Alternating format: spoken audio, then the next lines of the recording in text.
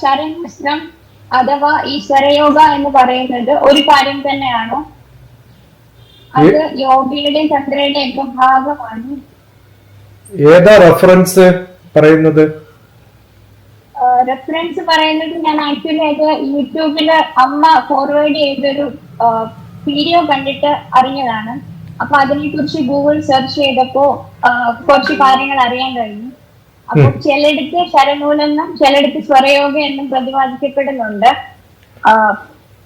അപ്പോ അത് ശരിക്കും ശാസ്ത്രീയപരമായിട്ട് യോഗയുടെയും തന്ത്രയുടെയും ഒക്കെ ഭാഗമാണോ എന്ന് അറിയാൻ വേണ്ടി ചോദിച്ചതാണ്. താന്ത്രിക യോഗ പരമ്പരകളില്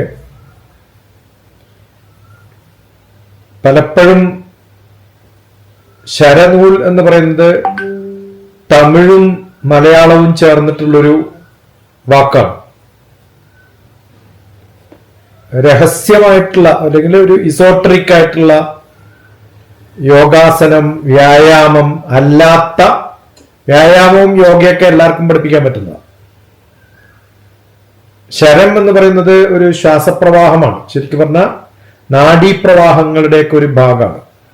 അത് നൂല് പോലെ, നൂലെന്ന് പറഞ്ഞാൽ ശാസ്ത്രം, ഗ്രന്ഥം നമ്മളെ കൺട്രോൾ ചെയ്യുന്നത്, ഡയറക്റ്റ് ചെയ്യുന്നത്, എത്തിക്കുന്നത് എന്നൊക്കെ അർത്ഥമുള്ളൂ. അപ്പോ ശരീരത്തിന്റെ നാഡികളെ ഒരു തരത്തിലേക്ക് നിയന്ത്രിക്കാൻ കൊണ്ടുപോകുന്നതിനെ ഏതിനെയും ശരനൂൽ എന്ന് പറയാം. അത് ശ്വാസക്രമത്തിൽ മാത്രം അല്ലെങ്കിൽ നമ്മുടെ കായികമായിട്ടുള്ള യോഗ മാത്രമാകുമ്പോൾ അത് യോഗയായിട്ട് മാറും. ഇപ്പൊ രണ്ടും ഒന്നാണോ എന്ന് ചോദിച്ചാൽ ഒന്ന് തിയററ്റിക്കൽ ആയിട്ടുള്ള സയൻസും ഒരു ഫിലോസഫിയും മറ്റേത് പ്രാക്ടിക്കൽ ആയിട്ടുള്ള ആക്ടിവിറ്റി ആണെന്ന് വേണമെങ്കിൽ പറയാം. മനസ്സിലാവുന്നുണ്ടോ? ഇപ്പൊ യോഗ എന്ന് നമ്മൾ സാധാരണ പറയുന്ന സമയത്ത് യോഗ എന്ന് പറയുന്നത് ഒരു ഫിലോസഫിയാണ്. യോഗേന ചിത്തസ്യ എന്നൊക്കെ പറഞ്ഞിട്ട് തുടങ്ങുന്ന സംഭവമാണ്. പക്ഷെ ഇപ്പൊ നമ്മൾ യോഗ എന്ന് പറയുമ്പോൾ വെറും ഫിസിക്കൽ എക്സസൈസ് ആയിട്ട് മാറിയില്ലേ? അത് ശരയോഗ എന്ന് പറയുന്നത്, സ്വരയോഗ എന്ന് പറയുന്നത് രണ്ട് തരത്തിലൊക്കെ പറയും. ഈ ഷായും സായും തമിഴില് ഒരേപോലെയാണ്. സ്വര അല്ലെങ്കിൽ ശര രണ്ടും ഒന്നായിട്ട് പറയാറുണ്ട്. അത് ഒരു ശൈവ പാരമ്പര്യത്തിൽപ്പെട്ടിട്ടുള്ള ശിവ ശക്തി സ്വരൂപത്തിൽപ്പെട്ടിട്ടുള്ള തരത്തിലൊക്കെയാണ് സാധാരണ കേൾക്കാറ്. അപ്പോ ഇട, പിങ്കള, സുഷുമ്ന അതിനെയൊക്കെ ബാധിക്കുന്ന തരത്തില് നമ്മുടെ ചിന്തകളെ, നമ്മുടെ മനസ്സിനെ, ഊർജത്തെ ഒക്കെ ഈ എല്ലാ ബ്രീത്തിങ് എക്സർസൈസും അതിന്റെ ഭാഗമാണ്, സ്വരയോഗത്തിന്റെ ഭാഗമാണെന്ന് വേണം പറയാം. ശ്വാസക്രമം എന്ന് പറയുന്നത് സ്വരയോഗം അല്ലെങ്കിൽ ശരനൂല് എന്ന് വേണമെങ്കിൽ പറയാം, ശരയോഗം എന്ന് പറയാം. ഇങ്ങനെയൊക്കെ ഉപയോഗിക്കാറുണ്ട്. അപ്പൊ അതിന് വളരെ വ്യത്യസ്തമായിട്ടുള്ള അർത്ഥത്തിൽ കാണേണ്ട കാര്യമില്ല. ഒന്ന് ഫിലോസഫിക്കലാണ്.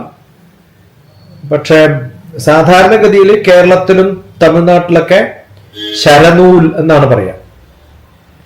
സ്വരയോഗം എന്ന് പറയുന്നത് വലിയ ശാസ്ത്രമായിട്ടും വേണമെങ്കിൽ കാണാം. ഒന്ന് ഫിലോസഫിക്കലാണ്, വലിയ ശാസ്ത്രം എന്നർത്ഥം. ഒന്ന് തത്വ.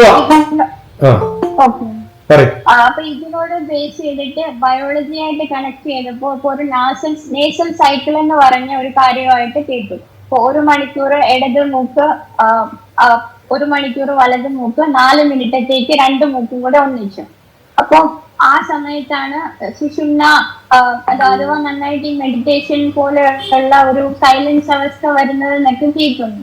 അപ്പൊ അതില് ഈ ബയോളജിക്കൽ നാസൽ സൈക്കിളുമായിട്ട് കണക്ട് ചെയ്യുമ്പോൾ അവര് ഈ ബ്രെയിനിന്റെ ഹെമിസ്ഫിയറുമായിട്ട്, ഇപ്പം ലെഫ്റ്റ് നോസ്ട്രൽ ആണെങ്കിൽ റൈറ്റ് ഹെമിസ്ഫിയർ ഓഫ് ദ ബ്രെയിനുമായിട്ടും കണക്ട് ചെയ്ത് പറയുന്നുണ്ട്. അപ്പം ഇപ്പം ഡോക്ടർ DPSന്റെ തന്നെ മറ്റു വീഡിയോസിൽ ഇപ്പം ഈ ബ്രെയിനിന് പരിക്ക് പറ്റിയിട്ട് ഒരു ഹെമിസ്ഫിയർ ഇല്ലാത്ത ആൾക്കാരെ കുറിച്ചിട്ട് പഠനം ഉണ്ടെന്നൊക്കെ ചെയ്തിട്ടുണ്ട്. അപ്പോ ആ ഒരു സാഹചര്യത്തില് ഒരു ഹെമിസ്ഫിയർ ഓഫ് ബ്രെയിൻ ഇല്ലാത്ത അല്ല അതുപോലുള്ള ആക്സിഡൻസ് മുഖേന ഒരു നോസ്ട്രലിന് എന്തെങ്കിലും ഹെൽത്ത് ഇഷ്യൂസ് ഉള്ള ഒരാൾക്ക് അപ്പം ഈ ശാസ്ത്രം വെച്ച് നോക്കുമ്പോൾ പ്രാണനിൽ അഥവാ പ്രാണശക്തിയിൽ വ്യത്യാസം വരുമോ? അയാളുടെ ശരീരത്തിലും എല്ലാ തരത്തിലുള്ള ശരീരത്തിലും ഈ പ്രാണപ്രവാഹത്തിന് വ്യത്യാസം വരുമോ? ഈ ശരിക്കും പറഞ്ഞ ഈ നമ്മൾ ഈ പറയുന്ന റൈറ്റ് ബ്രെയിൻ ലെഫ്റ്റ് ബ്രെയിൻ എന്ന കൺസെപ്റ്റ് ഒക്കെ ഉണ്ടാക്കി പ്രചരിപ്പിക്കുന്ന ലെഫ്റ്റ് ബ്രെയിൻ ലേഡീസിന് കുറവാണെന്നോ കൂടുതലാണെന്നോ ഒക്കെ പറഞ്ഞ് തരംതിരിക്കുന്നതൊക്കെ വെറും സ്റ്റുപ്പിഡിറ്റി എന്നാണ് ഞാൻ പറയാ. ലെഫ്റ്റിലേക്ക് കൂടി ശ്വസിക്കാനും റൈറ്റിലേക്ക് കൂടി ശ്വസിക്കാനും ഒരു മൂക്ക് അടച്ചിട്ട് മറ്റേ മൂക്കിലേക്ക് ശ്വസിക്കാനാണെങ്കിൽ ഭഗവാൻ രണ്ട് മൂക്ക് തരേണ്ട ആവശ്യം എന്താണ്? അതല്ല, ഇപ്പം ബയോളജിക്കലി ഇപ്പൊ പറഞ്ഞു വെക്കുന്നത് നേച്ചർ സൈക്കിൾ പ്രകാരം ഒരു ഈ ഡയറ്റീഷ്യൻ ഒക്കെ പോലെ തന്നെ ഒരു മൂക്കിലൂടെ ഉള്ളത് കുറച്ച് കുറയും. ബിക്കോസ് ഇവിടെ ഉള്ളൊരു ടിഷ്യൂ കുറച്ച് മറ്റേ മൂക്കിൽ കൂടെ ഉള്ളത് കുറച്ച് ബ്രീത്തിങ് കുറച്ച് ശക്തമായിട്ട് പോകുന്നതാണ് ഇപ്പം ബയോളജി പറയുന്നത്. സോ അത് കേട്ടോണ്ടിങ്ങനെ ക്ലാരിഫൈ ചെയ്യാൻ ചോദിച്ചതാണ്. ഈ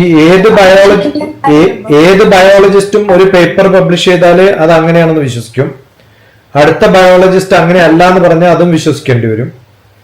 ഇപ്പൊ ലോങ് മൂക്കാണോ ഫ്ലാറ്റ് മൂക്കാണോ റൈറ്റ് ബ്രെയിനിനെ എഫക്ട് ചെയ്യുക എന്നൊക്കെ ചോദിച്ചു കഴിഞ്ഞാൽ എന്താ ഉത്തരം പറയാം? ശരിക്കും പറഞ്ഞാൽ വളരെ സിമെട്രിക് ആണ് മനുഷ്യന്റെ സ്ട്രക്ചർ, എക്സെപ്റ്റ് ഫോർ ഇന്റേണൽ ആയിട്ടുള്ള ഒന്നോ രണ്ടോ ഓർഗൻസ് ഒഴികെ ബാക്കിയെല്ലാം സിമെട്രിക്കലാണ്. ഈ തലച്ചോറുകള് ഒന്നായിട്ട് ലെഫ്റ്റിലാണ് റൈറ്റിലാണെന്നൊന്നും ഒരു ബയോളജിയും പറഞ്ഞിട്ടില്ല. അപ്പൊ അത് പറയാത്തിടത്തോളം കാലം അതിലേക്ക് പോകുന്ന നോസ്റ്റിൽസിന് ഇത്തരം സംഭവങ്ങൾ ഇല്ല. നമ്മൾ സാധാരണ പറയാറുള്ളത് ഈ തൈലധാരാ തരത്തിൽ വേണമെന്നാണ്, ഒന്ന് അടച്ചിട്ട് പോലും ശ്വസിക്കരുതെന്നാണ്. ചില കർമ്മങ്ങളിലൊക്കെ പൂജ ചെയ്യുമ്പോൾ സിംബോളിക്കലി ഇങ്ങനെ ചെയ്യുന്ന കാണാം, അതല്ലാതെ ക്ലോസ് ചെയ്യാറില്ല. ഓക്കെ, സിംബോളിക്കലി ചെയ്യുന്നത് അതിൻ്റെതായ ചില സന്ദർഭങ്ങളിൽ ഉപയോഗിക്കുന്ന ചില മന്ത്രങ്ങളിൽ അയാളുടെ ലെഫ്റ്റ് ഹാൻഡിൽ നല്ലതും ഉണ്ടാവും, റൈറ്റ് അതല്ലാത്തപ്പോഴൊക്കെ രണ്ട് കൈ ഉപയോഗിച്ചിട്ട് തന്നെയാ ചെയ്യാം. കരന്യാസം ചെയ്യുമ്പോഴൊക്കെ അങ്ങനെ ചെയ്യാം പൂജാരികളൊക്കെ. അപ്പൊ മസ്തിഷ്കത്തിന് രണ്ട് ഭാഗം ഉണ്ടെന്നുള്ളതും മനുഷ്യന്റെ വ്യക്തിത്വത്തെ രണ്ട് ഭാഗമായി തരംതിരിക്കാമെന്നും അവന് റൈറ്റ് ബ്രെയിനും അവൾക്ക് ലെഫ്റ്റ് ബ്രെയിനും ആണോ അല്ല തിരിച്ചാണോ എന്ന് എനിക്ക് കൃത്യമായിട്ട് ഒരു സയന്റിഫിക് പ്രൂഫും എവിടെയും ഇല്ല, സൈക്കോളജിക്കലിയും ഇല്ല. പക്ഷെ ഏതോ ഒന്നോ രണ്ടോ സൈക്യാട്രിസ്റ്റുകളും സൈക്കോളജി ഫിലോസഫി പ്രൊഫസർമാരും ഇങ്ങനെ പറഞ്ഞിട്ടുണ്ടെന്ന്. അത് പ്രാക്ടിക്കലായിട്ട് തെറ്റാണെന്ന് നമുക്ക് അറിയുന്ന കാര്യമാണ്. അതാണ് ഞാനൊന്ന് എക്സാമ്പിൾ ആയിട്ട് ഒരു കേസ് പറഞ്ഞിട്ടുള്ളത്. ഈ ന്യൂറോൺസിനൊക്കെ എപ്പോഴും ഏത് ഭാഗത്ത് വേണമെങ്കിലും കണക്ട് ചെയ്യാനും ഡിസ്കണക്ട് ചെയ്യാനും പറ്റും. നമ്മുടെ ലെഫ്റ്റ് കണ്ണിന് കാഴ്ച അധികവും റൈറ്റ് കണ്ണിന് കുറവുണ്ടെന്ന് പറയുമോ? ലെഫ്റ്റ് ചെവിക്ക് കേൾവി കൂടുതലും കുറവുണ്ടെന്ന് പറയാൻ പറ്റുമോ? ഇല്ലേ? അതുപോലെ തന്നെ നോസ്റ്റിൽസിനും നമ്മുടെ പല്ലിന്റെ ഈ ഭാഗത്ത് കടുപ്പുള്ളതും ഈ ഭാഗത്ത് സോഫ്റ്റ് എന്നൊക്കെ ആരെങ്കിലും അങ്ങനെ പറഞ്ഞാൽ ചിലപ്പം 1000 പേരോട് ചോദിച്ചാൽ അവരുടെ സംശയത്തിൽ ശരിയാണെന്നൊക്കെ ചിലപ്പോൾ പറഞ്ഞു വരും. നമ്മൾ ഉപയോഗിച്ച് തുടങ്ങിയതുകൊണ്ട് റൈറ്റ് ഹാൻഡിനും അതല്ലാത്ത ലെഫ്റ്റ് ഹാൻഡർക്കും ഇല്ലേ, അതൊരു ട്രഡീഷണായിട്ട് ചെയ്തിട്ടുള്ള ശീലമാണെന്ന് മാത്രമേ പറയാൻ പറ്റുള്ളൂ എന്ന് എനിക്ക് തോന്നുന്നു. അതുകൊണ്ട് ഇതിന് വലിയൊരു ശാസ്ത്രം ഉണ്ടോ എന്ന് ചോദിച്ചാൽ എൻ്റെ അനുഭവത്തിലും എൻ്റെ അറിവിലും എന്നെ ഗുരുക്കന്മാര് പഠിപ്പിച്ചിട്ടുള്ളതിനും ഇതൊക്കെ അർത്ഥമില്ല എന്നാ പറയാം. Okay, thank you.